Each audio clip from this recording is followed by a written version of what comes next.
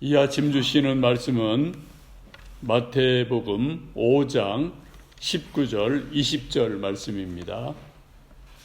마태복음 5장 19절 20절 말씀 우리 함께 합독하십니다.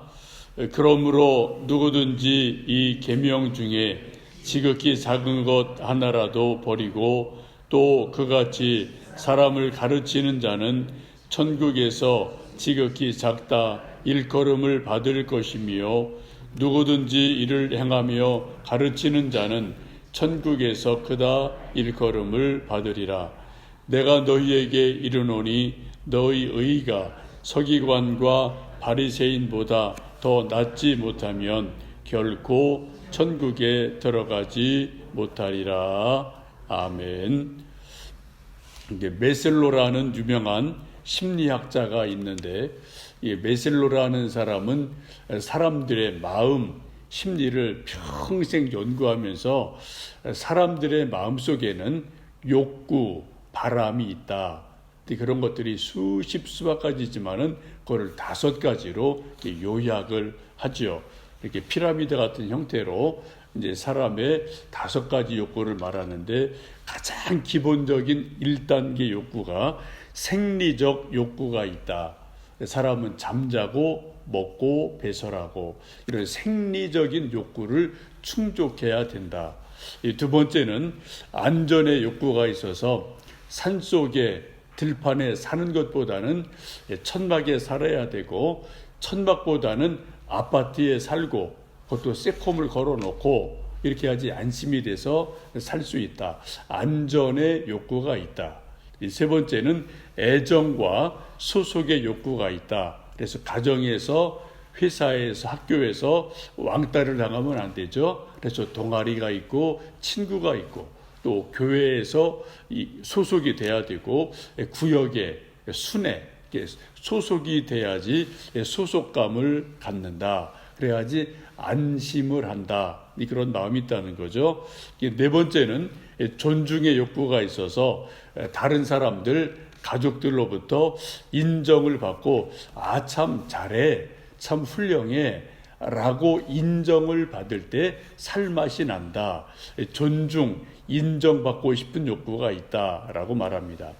이제 마지막 5번째가 자아 실현의 욕구여서 자기다움을 실현하는 것. 융이라는 사람이 이것을 개성화라고 이제 표현을 하는데요.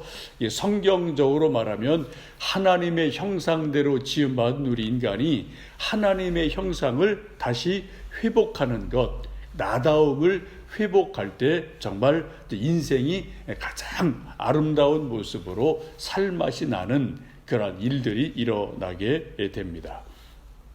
오늘 우리가 읽었던 마태복음 5장 19절, 20절 말씀에 보면은 예수님께서 어떤 사람은 천국에서 지극히 작다, 또 어떤 사람은 지극히 크다라고 인정을 하시고 인정 안 하는 일이 장차 천국에서 있을 것이라고 분명하게 말씀하고 있습니다.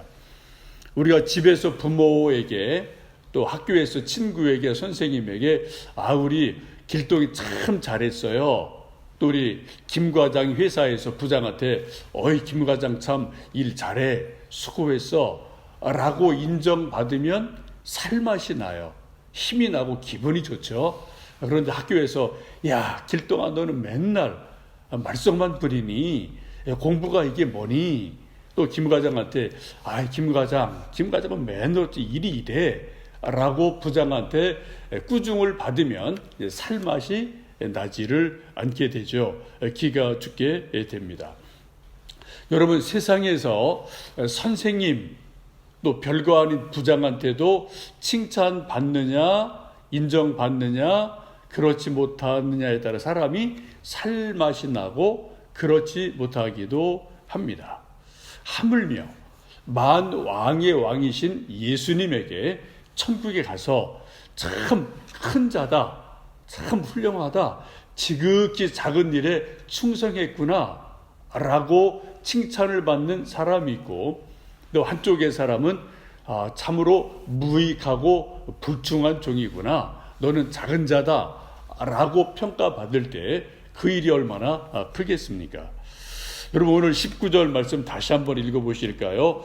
그러므로 누구든지 이 계명 중에 지극히 작은 것 하나라도 버리고 또 그같이 사람을 가르치는 자는 천국에서 지극히 작다 일컬음을 받을 것이요 누구든지 이를 행하며 가르치는 자는 천국에서 크다 일컬음을 받으리라.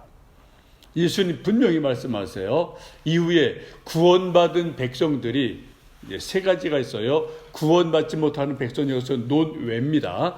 구원받은 백성들이 천국에 가게 되는데 천국에서 지극히 작은 자다라고 책망을 받는 사람이 있고, 구원받은 자 중에도 또 어떤 사람은 지극히 큰 자다, 참 훌륭하다라고 인정받고 칭찬받는 사람이 있다라고 예수님 분명히 말씀합니다. 그 기준이 무엇인가요? 오늘 말씀 보시면은 이 계명 중에 지극히 작은 것 하나라도 무시하고 가르치지 않고 그게 살지 않고 가르치는 자는 천국에서 작은 자다라고 인정을 받는다는 겁니다. 또 지극히 작은 계명이라도 열심히 지키고 그렇게 가르치며 살아간 사람은 천국에서 큰 자다, 훌륭하다라고 인정받는다고 말씀하고 있습니다. 천국에서 큰 자가 되느냐 작은 자가 되느냐, 주님께 칭찬을 받느냐 칭찬받지 못하느냐, 그 기준이 아주 분명합니다. 예수님이 지금 산상보훈에서 계속 말씀하시는 가장 중요한 말씀 중에 하나죠. 그 기준이 뭐예요?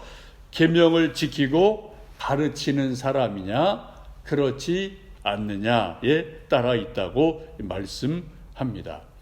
근데 우리 하나가 분명하게 여러분 정리하실 것은, 우리가 구약의 율법이나 계명으로 구원받는 것은 절대 아닙니다. 우리 구원받는 것은 오직 하나, 예수님의 십자가 외에는 없어요. 예수님의 이름 이외에, 복음 이외에는 구원받을 방법이 전혀 없어요. 그러나 구원받은 이후에 그 사람의 믿음이 예수님 인정할 만큼, 칭찬하실 만큼 성숙한 믿음이냐 그렇지 않느냐의 또 다른 중요한 기준은 구약에 있는 계명을 지키며 살아왔느냐 아니면 그렇지 않느냐, 이 문제가 예수님에게 칭찬받기도 하고 칭찬받지 못하는 그러한 문제가 된다라고 말씀을 하고 있습니다. 예수님을 믿으면서도 적지 않은 사람들이 이 율법의 문제, 계명의 문제를 오해하는 일들이 아주 많습니다. 그래서 어떤 사람들은 나는 예수님 믿고 구원받았으니까 율법 안 지켜도 돼, 계명 이거 필요 없어 라고 생각하는 사람들이 있고, 또 그렇게 가르치는 사람들이 있습니다. 그 대표적인 곳이 구원파입니다. 구원파가 여러 가지 문제가 있죠. 네, 뭐 박옥수, 또 죽은 유병헌, 뭐 이런 사람들이 이제 구원파의 대표적인 사람이고, 뭐 지금도 서울 올라가다 보면 거의 고속도로 맨 끝에 왼쪽에 뭐 기쁨의 교회 해서 뭐 박옥수 그 교회예요. 또 저쪽 과천 쪽에 또 이요한이라는 구원반에 또 한 뿌리가 있습니다. 이제 세 뿌리가 있어요. 유병헌 뿌리가 있고 박옥수 뿌리가 있고 이요한 요 세 뿌리가 있는데, 가르침은 뭐 조금 다른데 근본은 비슷해요. 이 사람들이 가르치는 가르침 중에 하나가 율법 폐기론을 가르칩니다. 예수님을 믿어 구원받았기 때문에 율법은 폐기됐다, 구약은 폐기됐다, 구약은 필요 없다라고 가르칩니다. 그래서 예수를 믿었기 때문에, 구원받았기 때문에 회개할 필요가 없다. 그래서 사람은 실제로 회개 안 하는 거로 가르치고, 대부분 그렇습니다. 무슨 죄를 져도 회개 안 해요. 왜? 구원은 완벽한 것이기 때문에, 한 번 구원받은 것은 끝까지 흔들리지 않는다. 그래서 회개 안 해요. 그래서 주일 성수나 말씀대로 사는 것 이런 거에 크게 관여를 안 하는 것을 볼 수가 있습니다. 그래서 죄책감을 느낄 필요도 없고 율법에 매일 필요도 없고 그리고 그냥 예수님만 믿으면 된다. 이런 쪽으로 가르치는 것이 구원파의 가르침입니다. 근데 예수님 우리가 어제 말씀 보신 것처럼 분명히 17절 말씀하죠. 내가 율법이나 선지자를 폐하러 온 것이 아니다. 폐하러 온 것이 아니요 완전하게 하려 함이라 라고 말씀합니다. 요게 콤마와 마침표예요. 이걸 여러분 잘 구별하셔야 돼요. 좀 이런 제가 맞을지 모르겠는데 여러분 일제시대 일제강점기의 외정시대에 법이 있었죠. 그죠? 우리나라를 다스리는 법이 나름대로 있었어요. 그 법이 지금 우리나라에 폐지되었습니까? 존속되고 있나요? 8.15를 기점으로 일제시대에 우리나라를 다스렸던 소위 일본 외정시대법 완전히 폐지가 됐어요. 그렇죠? 우리에게 전혀 관계없어요. 그러나 우리가 이제 재헌헌법을 만들고 또 이제 헌법을 몇 번 수정을 했죠. 근데 헌법이 폐지가 된 건가요? 아니요, 그거는 연속 선상에 있는 겁니다. 그래서 조금 수정이 되고 수정이 돼요. 기본적인 헌법 그래서 전문의 어떤 이런 것들이 계속 우리 개성되어지고 조금 부분적인 이제 그런 것들이 수정되지 않습니까? 그런 예를 좀 적당한지 모르지만 말씀을 드리고 싶어요.